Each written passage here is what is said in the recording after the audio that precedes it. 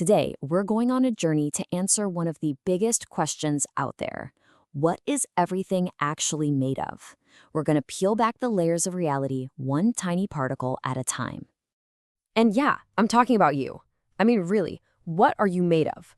We're not just talking about skin and bone here. We're going to go all the way down, way past what you learned in high school, to the absolute fundamental building blocks of existence itself. You've probably seen a chart like this before, right? You're made of matter. That matter is made of molecules, which are made of atoms. And, inside those atoms, you've got a nucleus with some electrons buzzing around it. But here's the thing. This is where the story usually stops. And for us, this is exactly where it gets interesting. So let's dive right in. We're going to push past that familiar model of the atom and see what's really hiding inside its core. Okay, so you've got your protons, neutrons, and electrons. Are those the end of the line? The smallest things there are? Well, the short answer is nope.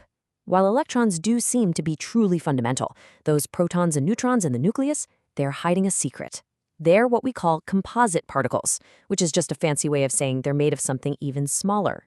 And that brings us to, well, what I like to call the universe's ultimate Lego set.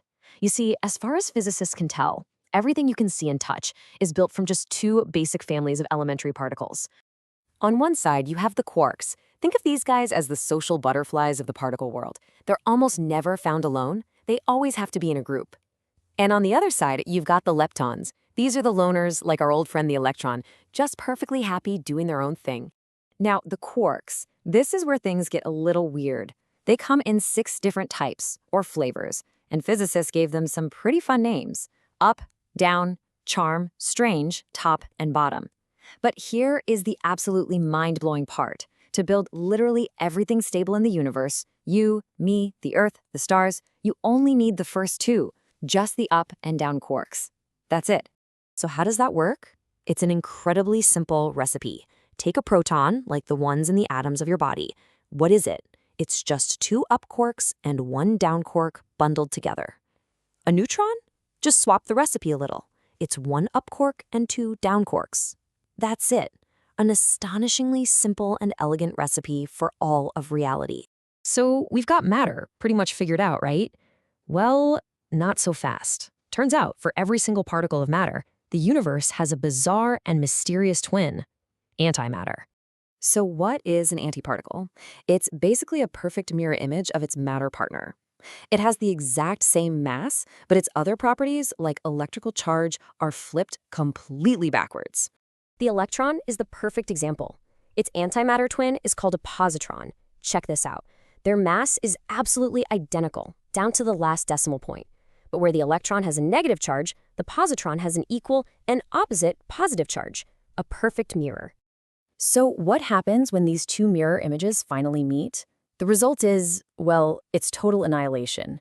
They both just vanish in a flash, and their entire mass gets converted into a burst of pure energy, exactly like Einstein predicted with his famous equation E equals mc squared. And how much energy are we talking about here? It's a lot. To give you some perspective, scientists estimate that producing just a single gram of antimatter would cost about $62.5 trillion. Yeah. That makes it, by far, the most expensive substance on Earth. Now, this might sound like science fiction, but it's not. We've actually figured out how to use this incredible power in medicine. Ever heard of a PET scan? A tiny amount of a substance that emits positrons, those are the anti-electrons, is put into the body. When those positrons meet the electrons in your cells, they annihilate, releasing little bursts of energy that a scanner can see, creating these super detailed maps of what's going on inside you. All right, so we have our building blocks, the quarks and the leptons. But what holds them all together? I mean, why doesn't everything just fly apart? Well, that's where the fundamental forces of nature come in. So how do particles actually feel these forces?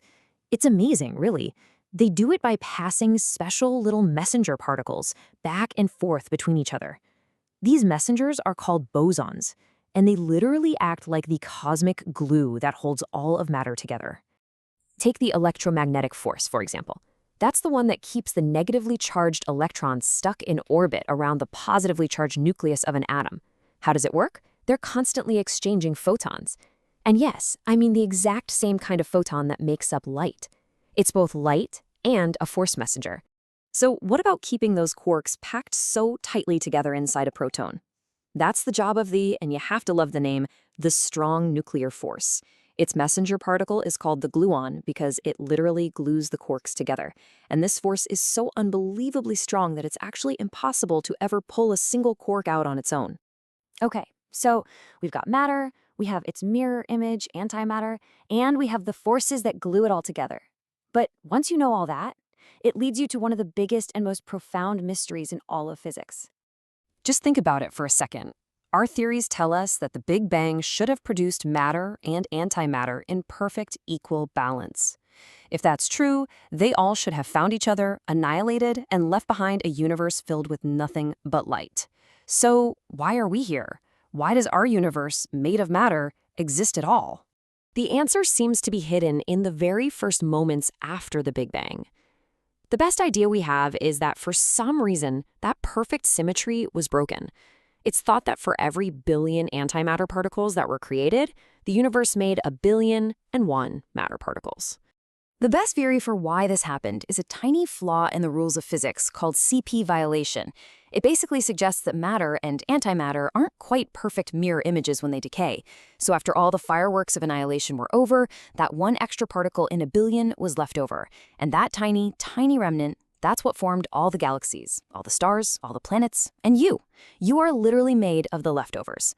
And that leaves us with one last, really deep thought. Our entire existence, everything we see and know, seems to be the result of a tiny imperfection, a small crack in the mirror of the universe's most basic laws.